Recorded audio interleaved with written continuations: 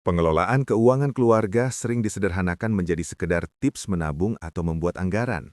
Padahal, ia adalah proyek kolaboratif yang kompleks, menyangkut dinamika hubungan, nilai hidup, pendidikan, dan perencanaan lintas generasi.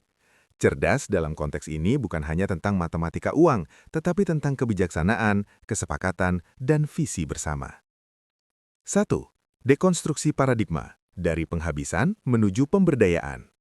Langkah pertama yang kritis adalah membongkar paradigma keliru. Gaji adalah untuk dihabiskan, versus gaji adalah sumber daya untuk dialokasikan. Uang adalah alat, bukan tujuan. Siapa yang mencari nafkah, dia yang berkuasa.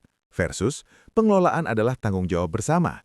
Sistem otoriter menciptakan ketergantungan dan resistensi. Transparansi adalah kunci kepercayaan. Tabungan adalah sisa, versus tabungan atau investasi adalah pos pertama yang harus dibayar.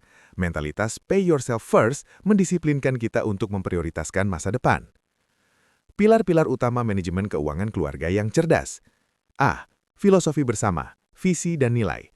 Sebelum bicara angka, keluarga perlu mendiskusikan apa tujuan finansial keluarga kita dalam 1, 5, dan 20 tahun ke depan. Contoh, pendidikan anak, rumah, pensiun tenang, ibadah haji. Apa nilai yang kita pegang dalam menggunakan uang? Hemat versus hidup berkecukupan. Pentingnya pengalaman versus kepemilikan barang. Tanggung jawab sosial atau zakat atau infak. Tanpa visi yang selaras, anggaran hanyalah dokumen tanpa jiwa yang mudah dilanggar. B. Sistem operasional, anggaran yang hidup dan fleksibel. Metode 50-30-20 bisa jadi titik awal, tetapi harus dikustomisasi. Keluarga dengan tanggungan besar mungkin proporsi kebutuhan mencapai 60-70%. Anggaran harus inklusif dan realistis. Libatkan semua anggota yang memahami konsep uang, termasuk anak remaja dalam pembuatannya. Ini adalah bentuk pendidikan finansial praktis. Sediakan pos kebocoran atau uang santai untuk menghindari frustasi. Anggaran yang terlalu ketat justru mudah gagal. Gunakan teknologi, aplikasi penganggaran, untuk memudahkan pelacakan, tetapi jangan sampai kehilangan rasa dalam pengelolaan uang tunai. C. Manajemen risiko, fondasi yang sering terabaikan. Kecerdasan finansial bukan hanya soal mengembangkan aset, tetapi juga melindunginya. Dana darurat atau emergency fund adalah suatu keharusan, idealnya 6-12 bulan pengeluaran. Ini adalah penyangga saat penghasilan terganggu. Asuransi kesehatan dan jiwa adalah bentuk tanggung jawab. Asuransi jiwa bukan untuk yang meninggal, tapi untuk yang hidup. Pilih produk yang sesuai kebutuhan, bukan yang dipaksakan agen. Perlindungan aset, misalnya kepemilikan properti yang jelas, wasiat, sering dianggap tabu, padahal krusial untuk mencegah konflik di masa depan. D. Pendidikan finansial intrakeluarga, investasi terbaik. Kecerdasan finansial harus diturunkan. Ajarkan anak konsep uang, kebutuhan versus keinginan, menabung dan berbagi sesuai usianya.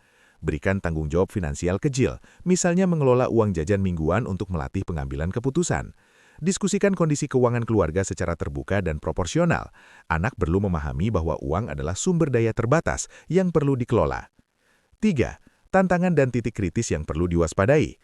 Ketimpangan pengetahuan. Jika satu pihak mendominasi pengetahuan, akan timbul ketergantungan. Solusinya, belajar bersama. Tekanan sosial dan gaya hidup atau lifestyle inflation. Gaji naik, pengeluaran ikut meroket tanpa peningkatan aset. Selalu evaluasi, pembelian ini kebutuhan atau pencitraan. Utang konsumtif, kartu kredit dan pinjaman online atau pinjol adalah pisau bermata dua. Gunakan hanya untuk hal produktif atau dengan rencana pelunasan yang jelas.